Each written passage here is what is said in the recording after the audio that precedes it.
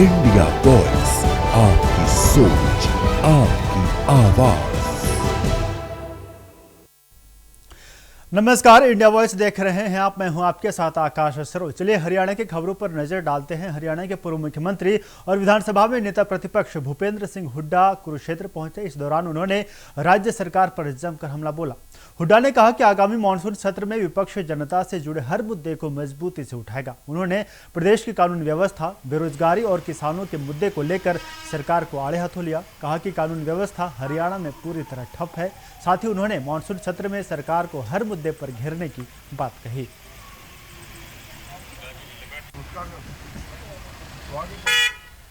हम कुरुक्षेत्र में सावा जा रहा हूँ और जो देश में मुद्दे हैं, आज आपको पता ही है, पहले तो नीट का मुद्दा था, प्रधान जी को इस्तीफा देना पड़ा।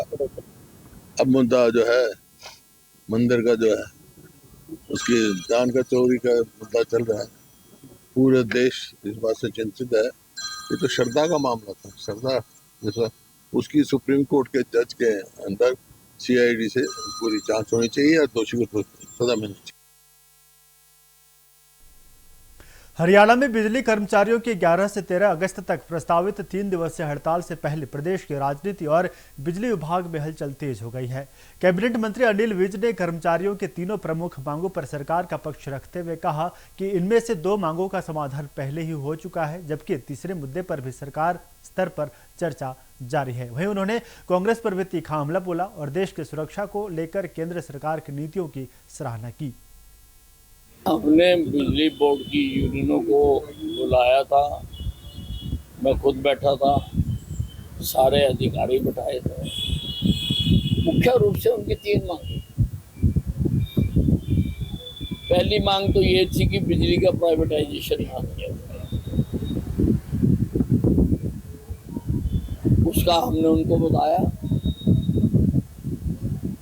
कि HERC में जो केस आया है, HERC एक तो ये बताना जरूरी है कि वो बिजली विभाग के तहत काम नहीं करता। ऑटोनोमस बॉडी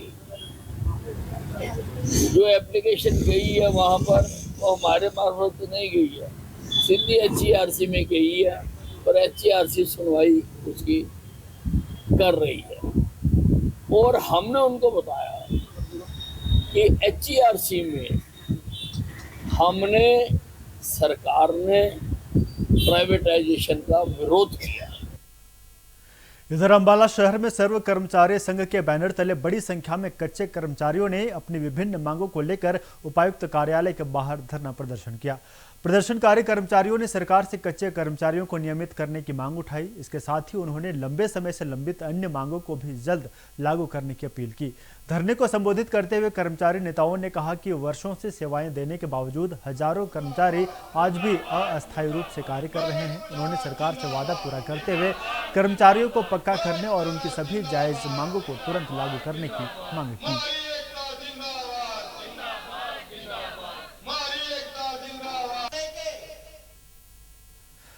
कांवड़ी यात्रा अपने चरम पर है। हजारों की संख्या में कांवड़िया गंगोत्री, ऋषिकेश, नीलकंठ, हरिद्वार से गंगा जल लेकर अपने अपने राज्यों और जिलों को लौटने लगे हैं।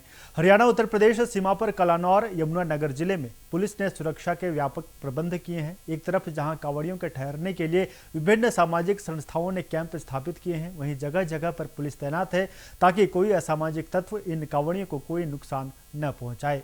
यमुनानगर के पुलिस अधीक्षक कमलदीप गोयल ने हरियाणा उत्तर प्रदेश सीमा पर कलानौर का दौरा करके अधिकारियों को निर्देश दिए कि वो 24 घंटे कांवड़ियों की सुरक्षा में तैनात रहे, असामाजिक तत्वों पर नजर रखें।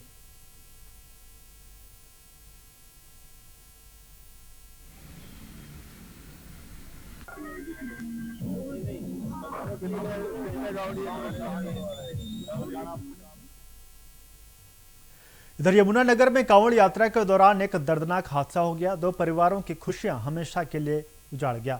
हरिद्वार से भगवान शिव को पवित्र जल लेकर अपने गांव लौट रहे 2 युवा कांवड़ियों की तेज रफ्तार ट्रक की चपेट में आने से दर्दनाक मौत हो गई। जिस सफर की शुरुआत भोलेनाथ के जयकारों और आस्था के साथ हुई थी, उसका अंत मातम और चीख पुकार में हुआ। इस हादसे ने न केवल दोनों परिवारों को गहरे सदमे में डाल दिया, बल्कि पूरे गाँव को गमगीन कर दिया।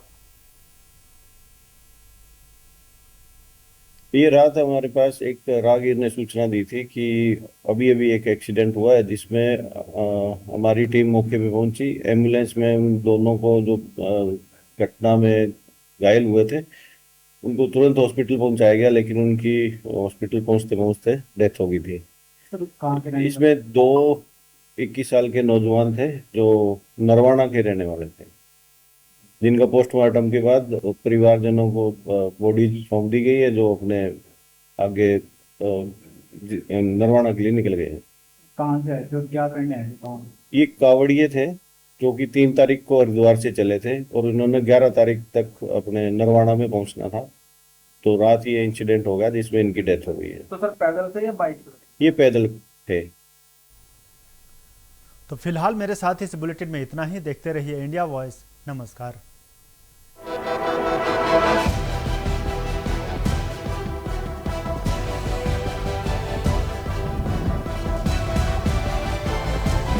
इंडिया वॉइस, आपकी सोच, आपकी आवाज।